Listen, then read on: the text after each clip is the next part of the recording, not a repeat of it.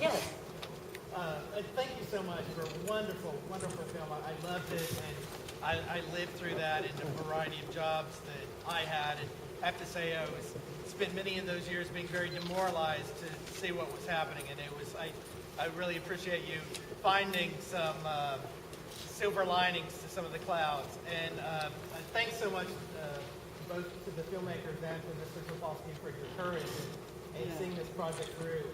And I also want to say I admire your restraint in not labeling Mr. Cleveland with a lot of the not allowed in polite company kind of terms that I would have used over many years. And so that's great restraint on your part. And a few of the thoughts that occurred to me were you showed how the negative effects of some of the practices. And some of the thoughts that occurred to me were how killing innovation has also killed tons of American jobs and has caused our supposed ranking in internet speeds in the world to decline very substantially since roughly 2000. And did you consider including those concepts, or you've already, by including media consolidation and remonopolization, you included a lot of concepts? What is it, maybe too much to go into killing American jobs and hurting our internet speeds overall? When we started, we were making a different subject matter, and Kristin and I aren't technologists, and I'm still working on texting. But it was such a horrifying rabbit hole we went down, and we wanted to cover as much of it as we could, but we also wanted it to make it understandable in the same path that we had to understand it. So we tried really hard, and there are some other aspects that we want to go to, but it's like a spider's web, and there's so much to cover. And as it is, we'd like to take a few minutes out. I don't know about whether it's, I can't answer to the relative nature of whether that belongs in the film, but what I can say is that we were the inventors of the internet. The internet was born from work done here in the United States and interconnections that were done in the United States and finally by radio to Europe 40 years ago. We have been leapfrogged, and our internet speeds now rank in, we're 20th to 30th, depending on the survey. Whether it's killed jobs, I can't tell you, but we certainly have the opportunity to create jobs, retaking our #1 position, and the innovation that would bring, or that would allow, would also create jobs. It's certainly a valid point. I think we could talk about it just in terms of the matter we did touch upon, like you noticed about radio and media consolidation, and radio being the canary in the coal mine. That certainly infers the short-sightedness of media consolidation just for a profit motive. And then that just infers in any industry or any aspect of this particular film. So we touched upon it there, kind of gone.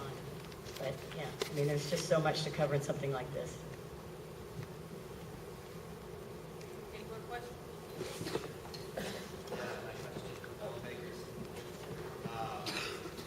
You mentioned going down a rabbit hole, and your intent was to, originally going in a different direction. What was that initial direction, and what made you choose this particular story? We were originally looking at doing a film about how the loss of brick and mortar retail has much more lasting impact on community and culture as a whole, and how the internet offers all these great innovations, but there also is an importance to have community and interact with each other. And we were kind of using the music industry as a center point. And because of that, we ended up at the FCC hearing, because I thought Robb was a pirate. And I wanted to go film it. And it turned out to be so much more. And we went and met with him in Portland. And Kristin and I were already a year deep in the film at that point. And as we were cutting, we kind of had to sit there and go, oh, we have to abandon the censorship. Didn't go that way, Rob.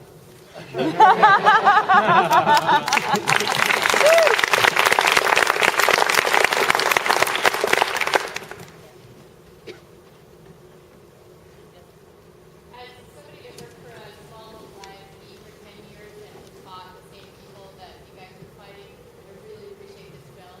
I have a question about distribution. I also work for a community television station, and I know you probably hope you're getting a deal with PBS, but would you consider distributing it on community television, who's also fighting Comcast and all the telecom companies now?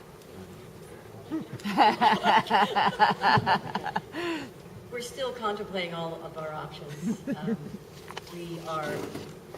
We look at the film still as a work in progress. So we're actually going to go back in after this. You guys all got a sneak peek. And we're going to work on it a bit more over the next 3 months, 2 months? 3 months. We hope only 3 months. And then we'll see where it goes. But yeah, we're open to all of those.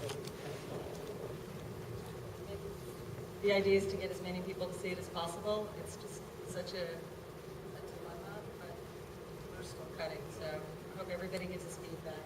We have a text number set up, but I don't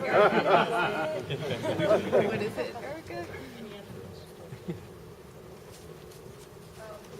just wanted to say thank you for making me the voice of punk. That was good. I wanted to know about how that evolved, how that notion of this being a punk thing. I thought that was an interesting. You know, I've always identified punk, and more so I wish I had a little more of that, you know, but when I was younger it was like, wow, those guys are cool, they don't care, and it started being more and more thought of punk is challenging the status quo, punk is, it could have been jazz, it could have been beatniks, it could have been activists, it could be anybody, and you could be in the Christian Coalition and be a punk, you could be a grandma and be a punk. It's just about saying, I'm not going to accept what I'm being given. And that's a good thing. We shouldn't accept what we're fed by mainstream. And the mainstream, you know, may not be the mainstream. It's just what the media tells us it is. And it's up to all of us to, you know, affect the change